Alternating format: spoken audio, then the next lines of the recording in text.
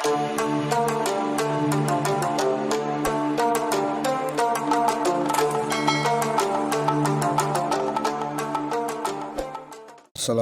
warahmatullahi wabarakatuh. Alhamdulillahi wa kafa wa ala ibadillahi ladzina astafa. Hadirin yang mulia, penting sekali kita juga mengenal syakhsiat atau profil dari para masyayikh kita supaya kita ada sejenis akidah dan mahabbah kepada para masyayikh kita dalam rangka perjalanan kita menekuni usaha Anbiya alaihi salatu wassalam ini. Akidah artinya adalah, maksudnya adalah satu keyakinan bahwa dalam perjalanan menuju Allah Subhanahu wa taala, dalam islah diri, dalam suluk, upaya untuk mendekatkan diri kepada Allah dan membawa umat ini juga kepada Allah Subhanahu wa taala. Allah Subhanahu wa taala telah memilih para masyayikh kita, terutama 3 hadraji, untuk mudah memahami dan menjalankan kerja Anbiya alaihi salatu wassalam ala nahji Rasulullah sallallahu alaihi wasallam di zaman kita ini. Berikut kita akan mencoba mengupas dan menceritakan sosok pribadi daripada hadraji yang kedua, Maulana Yusuf rahimahullah. Setelah itu sedikit demi sedikit kita akan juga berupaya untuk mengulang-ulang, bermuzakarah bayan-bayan yang telah beliau sampaikan, sehingga arah kerja kita pun di bawah naungan bimbingan dan arahan para masyayikh, terutama 3 hadraji tersebut di atas. Untuk Maulana Yusuf rahimahullah, beliau lahir daripada Maulana Ilyas rahmatullahi alaih, lahir tanggal 25 Jumadil Tsani 1330 Hijriah, bertepatan dengan 20 Maret 1917, dan beliau wafat pada tanggal 2 April 1965 Masehi, tanggal 29 Zulqa'dah 1370 atau 84 Hijriah, bertepatan dengan 2 April 1965 Masehi, pada umur 48 tahun. Dan beliau diangkat jadi amir atau hadraji yang kedua pada umur 27 tahun, dibaiat jadi amir tabligh hadraji yang kedua pada umur 27 tahun, dan beliau wafat umur 48 tahun. Itu sekilas tentang kelahiran dan kematian atau wafatnya Maulana Yusuf rahimahullah. Ya, sejak kecil beliau mendapatkan bimbingan dan tarbiyah daripada kedua orang tuanya dan para masyayikh yang mengambil perhatian dengan penuh kasih sayang, membimbing beliau sampai kepada derajat kesalehan. Sehingga diceritakan pernah tatkala suatu ketika Maulana Yusuf rahimahullah masa kecilnya, tatkala harga barang naik, beliau berazam untuk berhenti dari meminum cai. Tatkala keinginan baik ini didengar oleh bapak beliau Maulana Ilyas rahimahullah, maka Maulana Ilyas pun senang karena keinginan Maulana Yusuf rahimahullah, anak beliau masih kecil, untuk tidak lagi meminum cai. Tapi tatkala ditanya faktor dan sebab yang menyebabkan anaknya ini meninggalkan minum cai, ternyata faktornya adalah masalah harga barang yang naik. Otomatis harga cai juga ikut naik. Maka Maulana Ilyas menegur bahwa jazbah da'iyah tidak minum cai hanya karena harga barang naik, ini tidak tepat.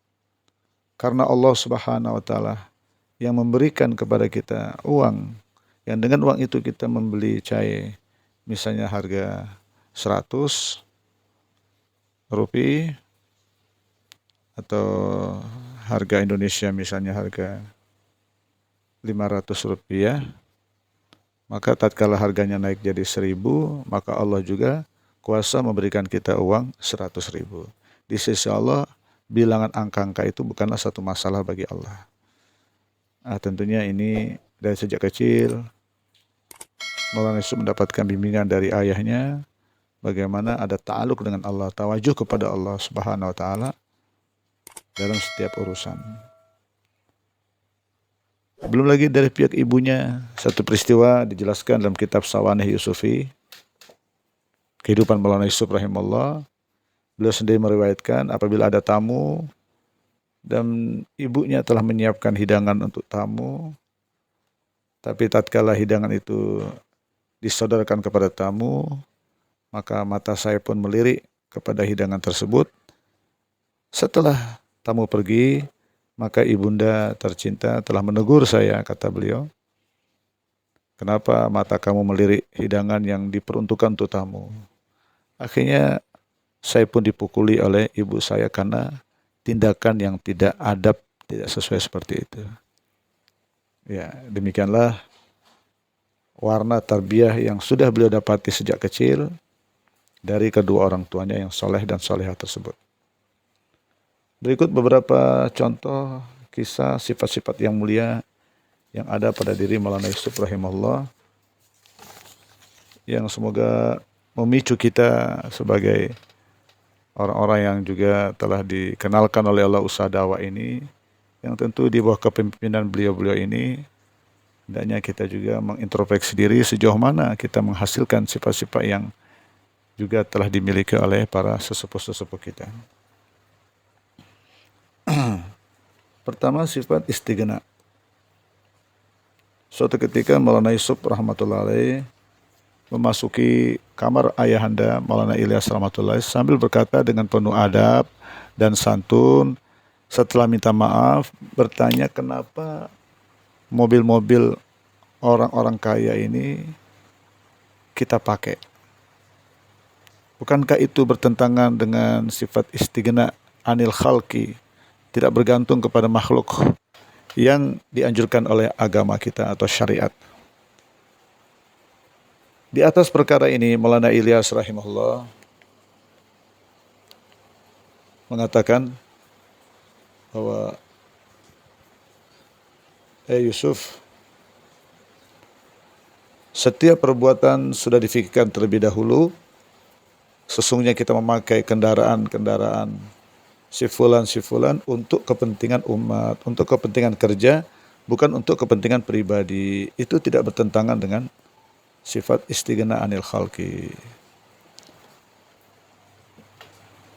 Lihat bagaimana Maulana Yusuf rahmatullahi alaih gelisah dan resah ada tindakan yang terjadi dalam lingkaran kehidupan yang dianggapnya bertentangan dengan sifat yang mulia, yaitu istighna anil khalqi.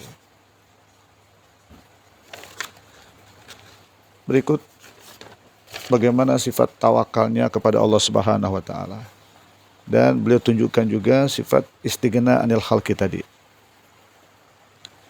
Suatu ketika juga dicantumkan dalam kitab Sawani Yusufi, dan kita juga dengar dari para masyayikh kisah ini. Saudagar-saudagar di Delhi mendengar kalau Maulana Yusuf rahimahullah Hadrah Jisani terkadang berutang kepada tokoh-tokoh di sekitar Nizamuddin untuk kepentingan markas. Maka para saudagar-saudagar Delhi ini sepakat, kita akan bayar utang markas, kita akan bayar utang Maulana Yusuf rahmatullahi tanpa sepengetahuan beliau. Tapi entah bagaimana qadarullah, Maulana Yusuf rahmatullahi mengetahui rencana mereka. Maka mereka pun dikumpulkan. Setelah dikumpulkan, Maulana Yusuf rahmatullahi berkata kepada mereka, bahwa apa yang tuan-tuan kerjakan dengan niat baik, tapi itu juga merupakan satu kezaliman. आप लोग मुझ पर जुल्म किया है.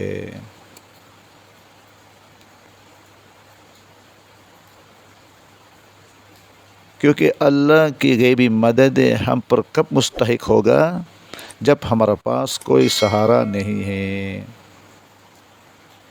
Kalau kalian buat seperti aturan itu, lantas kami tidak layak lagi mendapat bantuan Allah.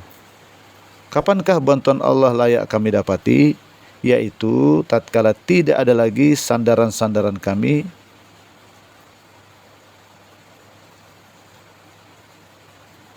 dan pandangan kami hanya fokus kepada Allah dan bantuannya, dan kami berada pada kondisi keterpaksaan, barulah bantuan Allah datang kepada kami. Ya. Kemudian kisah berikutnya kami dengar dari Masyaikh tatkala beliau akan pergi haji, tiba di Karachi. Waktu sholat beliau dimajukan oleh para masyaikh. Di dalamnya ada Maulana Zakaria rahimahullah, Maulana Abdurrahim Puri rahimahullah, dan masyaikh yang lain. Sedangkan pada saat itu Maulana Yusuf masih sangat muda. Tatkala selesai sholat, maka Maulana Abdurrahim Puri, seorang waliullah, seorang marja'ul khalaik, syekhul masyaikh, mengatakan, alhamdulillah,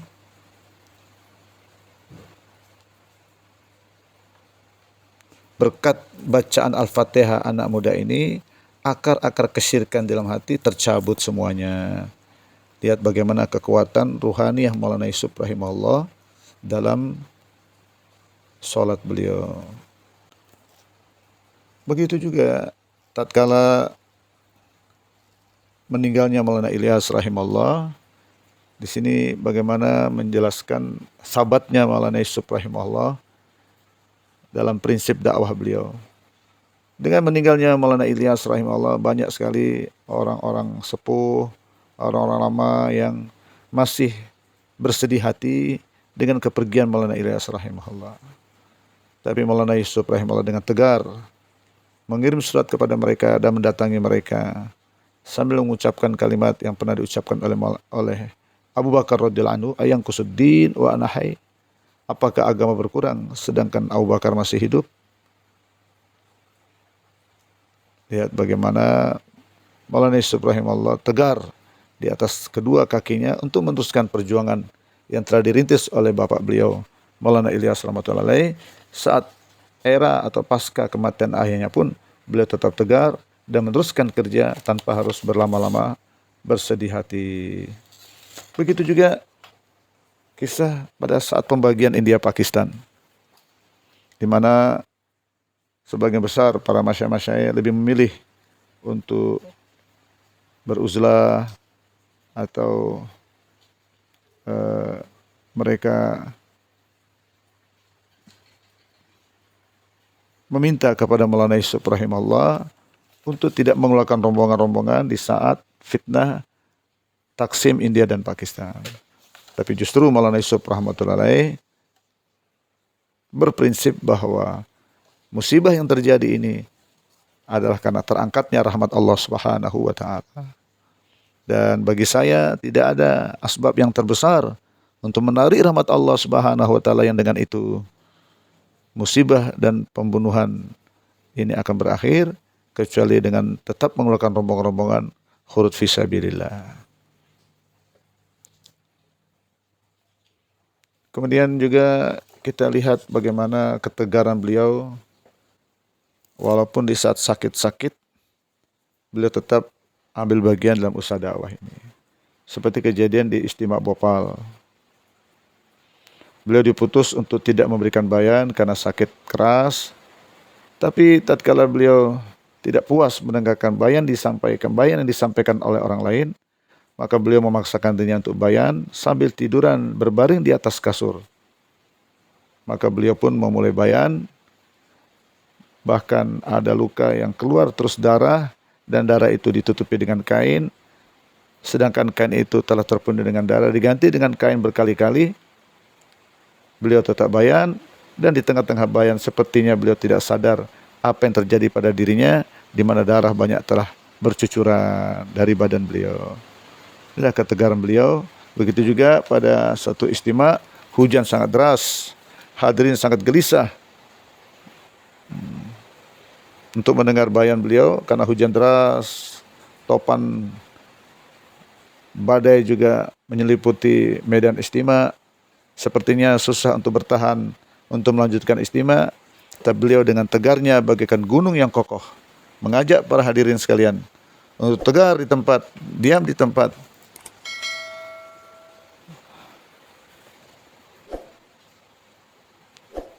Bahkan Maulana Inamul Hasan membawa payung pun ditolak oleh beliau, sambil berkata, apakah kita akan lari hanya sekedar karena hujan untuk urusan pribadi kita? Kalau kita tidak lari dari perkara hujan untuk urusan kebun, sawah, ladang, dan dunia kita, kenapa kita harus lari di saat kita buat usaha agama, mendengarkan bayan karena Allah Subhanahu wa Ta'ala? Selanjutnya, di saat musim panas, setelah siang hari jam 12-an lewat, beliau membuat bayan pada saat itu, dan begitu panas yang terik luar biasa. Ada orang lewat datang membawa payung, dan beliau menolak payung tersebut sambil mengatakan, sesungguhnya panas akhirat lebih panas daripada ini.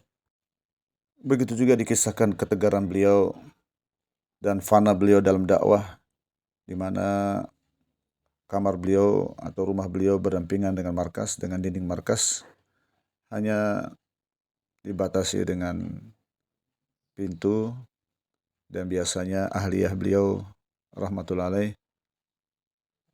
pada saat seminggu sekali atau sepekan sekali menyiapkan dan menghias kamar untuk menyambut kedatangan Maulana Yusuf. Tapi pekan berganti pekan, bulan berganti bulan, sampai 4, 5, 6 bulan terkadang Maulana Yusuf tidak sempat untuk pulang ke rumah karena kesibukan dan fana beliau dalam kerja dakwah. Ahliyah Maulana Manzur rahmatullahi alaih kadang bertanya, kapan Hadraji kembali ke rumah, tengok-tengok keadaan di rumah.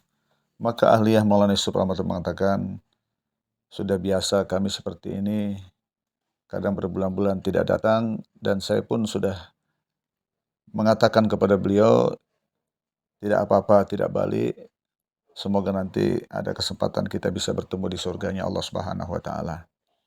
Suatu ketika dikisahkan anak beliau, Maulana Harun rahimahullah, dalam kondisi sakit keras, tetapi beliau dalam kondisi yang sangat sibuk dalam kerja-kerja markas, sehingga tidak sempat waktunya digunakan untuk melihat keadaan anaknya. Suatu ketika, tatkala beliau diputus untuk berangkat dalam musyawarah, berangkat untuk ke Amerika, sebelum berangkat beliau menyempatkan waktunya untuk melihat anaknya, sambil berkata, dulu kelahiran anak ini, saya berdoa kepada Allah Subhanahu wa Ta'ala, agar anak ini digunakan ya Allah untuk kerja agama-Mu ya Allah. Apabila Allah terima doa saya dan Allah akan gunakan anak ini untuk usaha agama, untuk kerja agama, insya Allah Allah akan sembuhkan dia, panjangkan umurnya untuk berusaha agama. Seandainya Allah tidak gunakan anak ini untuk usaha agama, maka saya tidak butuh anak yang hidupnya tidak digunakan untuk usaha agama. Saya harus berangkat untuk usaha agama ke Amerika. Ditinggalkanlah anaknya itu. Demikian ketegaran beliau dan fana beliau dalam kesibukan usaha dakwah. Begitu juga satu sifat yang ada pada beliau, ketinggian ruhaniyah beliau, di mana Maulana Zakaria rahmatullahi alaih, baik sebagai ustadz beliau dan juga sebagai mertua beliau, sempat keluar daripada mulut Maulana Zakaria rahmatullahi alaih, ibarat kana mamluki fa asbaha maliki, kana mamluki fa asbaha maliki. Dulu dia budak saya, sekarang dia menjadi raja saya. Dulu dia budak saya atau murid saya, sekarang dia telah jadi tuan saya atau raja saya. Ya. Pernah beliau Maulana Zakaria mengisahkan di mana Maulana Yusuf rahmatullahi alaih mengajak beliau untuk pergi haji dalam satu kondisi sangat sulit beliau untuk meninggalkan kesibukannya untuk berangkat pergi haji. Tapi akhirnya Maulana Yusuf rahmatullahi Allah datangkan dalam mimpi Maulana Zakaria yang menekankan untuk keberangkatan ke pergi haji yang akhirnya beliau tidak bisa menolaknya. Inilah yang dikatakan kana mamluki fa asbaha maliki. Pernah suatu ketika beliau diperintahkan oleh Maulana Yusuf untuk menulis surat, tapi setelah diperintahkan untuk menulis surat dan beliau sedang berupaya untuk menulis surat tersebut, akhirnya Maulana Yusuf memerintahkan beliau untuk pergi menemani beliau ke border perbatasan India Pakistan. Ya, akhirnya beliau pun berangkat menemani. Setelah di perjalanan, beliau mengatakan dengan penuh adab kepada Hadraji Maulana Yusuf rahmatullah yang notaben lebih muda dari beliau dan sempat menjadi murid beliau. Namun karena diperintahkan, berangkatlah beliau ke border dan akhirnya dengan penuh adab beliau mengatakan, tadi saya diperintahkan untuk menulis surat. Kemudian setelah itu saya diperintahkan lagi untuk menemani Hadraji ke border atau hudud. Mana yang harus saya dahulukan? Lantas Hadraji ingat, akhirnya mengembalikan Maulana Zakaria untuk menulis surat, tidak jadi menemani ke border. Dalam kisah ini bisa diambil pelajaran walaupun Maulana Zakaria adalah seorang mursyid, seorang wali kutub, dan ustadz beliau juga, mertua beliau juga. Tapi setelah Maulana Yusuf mendapatkan makom yang tinggi, ruhaniyah yang tinggi, apapun kata Maulana Yusuf dituruti dan ditaati oleh Maulana Zakaria rahimahullah. Ya, inilah beberapa profil atau khususiat, sifat-sifat yang Allah atau imtiazat yang Allah berikan kelebihan ini kepada Maulana Yusuf rahimahullah. Semoga menjadi motivasi bagi kita yang bergelut dalam usaha dakwah ini juga hendaknya berupaya untuk meningkatkan ta'aluk kita dengan Allah Subhanahu wa taala, meningkatkan ruhaniyah kita dengan Allah Subhanahu wa taala dan meningkatkan sifat-sifat al-mahmudah, al-matlubah yang dengannya Allah ridho dengan kita dan jadikan kita asbab hidayah. Begitu juga tidak kalah penting kesan suhbah. Jadi siapapun yang subah dengan Maulana Yusuf rahimahullah, maka akan muncul dalam diri dia sifat tawakal, kezuhudannya, ketakwaannya, rasa takutnya kepada Allah, inabahnya, mahabbah, akhlak yang tinggi.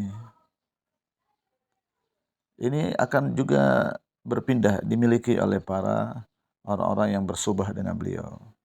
Terutama yang paling berkesan adalah keyakinannya yang menghiasi kehidupan beliau. Berapa ribu kehidupan orang-orang berubah jadi soleh, yang mana nasihat-nasihat beliau berkesan, masuk sampai ke dalam lubuk hati dan pikiran yang dalam, dipenuhi dengan keyakinan kepada Allah, kepada kudratullah, kepada nizam Allah yang gaib. Banyak orang-orang yang berkebudayaan barat atau mengadopsi kehidupan Western civilization,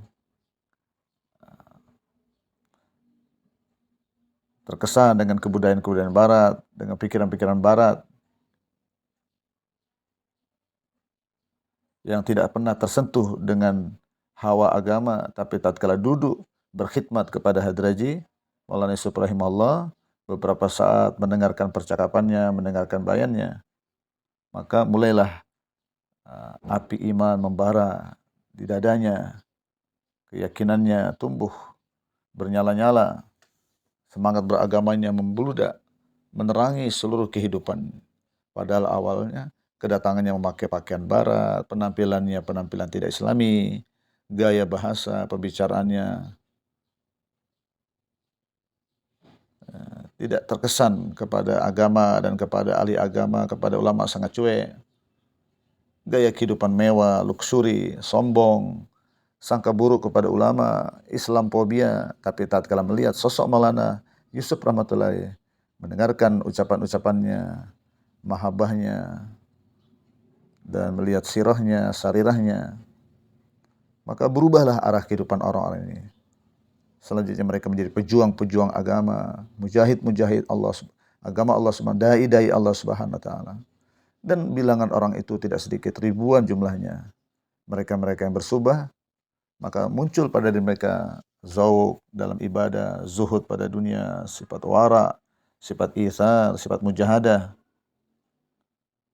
telah memenuhi diri mereka.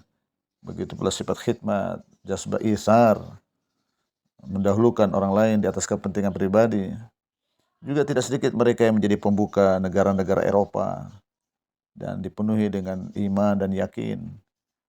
Jadi asbab hidayah ribuan manusia di berbagai macam belahan dunia.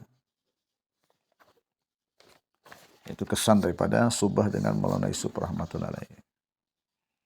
Juga ada kisah yang sangat berkesan di mana setelah meninggalnya Maulana Ilyas rahimahullah, ternyata makin banyak jemaah-jemaah yang berdatangan dan segala keperluan mereka selama keberadaan mereka di markas Nizamuddin ditanggung oleh Maulana Yusuf rahmatullahi alaihi. Ribuan orang diberikan makan di Suprah. Maka ditegur oleh Maulana Zakaria rahmatullahi alaihi dengan mengatakan, "Caca jan ke zamane में और बातें तुम अपनी बसात के मुवाफिक हालात का लिहाज रखते हुए काम करो." Di zaman Maulana Ilyas rahmatullahi alaihi dengan sebutan paman itu lain makom beliau. Nah, sekarang hendaknya kamu kerja dengan memperhatikan kemampuan kamu. Jangan ikut-ikut Maulana Ilyas, bapakmu, sedangkan kemampuan kamu tidak seperti yang ada pada beliau. Dari sini Maulana Yusuf mengatakan, "Baiji lene wala badla hai, dene wala to nahi badla." Kata Maulana Yusuf rahmatullahi, saudaraku, yang menerima memang berbeda. Dulu yang menerima bapakku Maulana Ilyas, sekarang aku yang terima. Yang menerima berbeda, dene wala to nahi badla, tapi pemberi tidak berbeda. Pemberi tetap Allah Subhanahu wa taala. Demikianlah Masya Allah bagaimana kita dengarkan keteguhan beliau, ta'aluk beliau dengan Allah Subhanahu wa taala, keyakinan beliau kepada nizam Allah yang gaib, mengambil manfaat langsung dari kudratullah dengan amalan dakwah ini. Inilah yang perlu kita tiru, inilah yang perlu kita usahakan. Dalam kesempatan lain beliau mengatakan, "Ye daulat aise mila, magar rona dona pertahe." Karunia ini semuanya tidak langsung didapati begitu saja dengan gratis. Tapi di samping usaha juga diperlukan tangisan-tangisan yang berterusan. Merayu-rayu Allah Subhanahu wa taala agar kita diberikan, dikaruniai oleh Allah Subhanahu wa taala seperti daripada sifat-sifat yang mulia tersebut. Ya, ini beberapa profil, imtiazat, khususiat, sifat-sifat yang mulia yang Allah telah karuniakan kepada Hadraji Tsani Maulana Yusuf rahmatullahi alaih. Insyaallah berikut ini kita akan sedikit demi sedikit memaparkan intisari-intisari daripada bayan-bayan beliau yang memiliki jazbiyat, memiliki daya magnetis yang luar biasa, menumbuhkan keyakinan dalam diri kita akan kerja ini, dan keyakinan atas agama, amal-amal agama, begitu juga menambah luasnya wawasan kita betapa dalamnya, betapa jauhnya pandangan dakwah ini dalam rangka membawa umat ini setapak demi setapak, tahap demi tahap sampai kepada pengamalan agama yang sempurna yang wujud dulunya di zaman baginda Rasulullah sallallahu alaihi wasallam. Semoga kita semua bisa mengambil manfaat daripada intisari bayan-bayan beliau yang insyaallah akan kita sampaikan pada kesempatan lain kali. Wabillahi taufiq wal hidayah. Wassalamualaikum warahmatullahi wabarakatuh.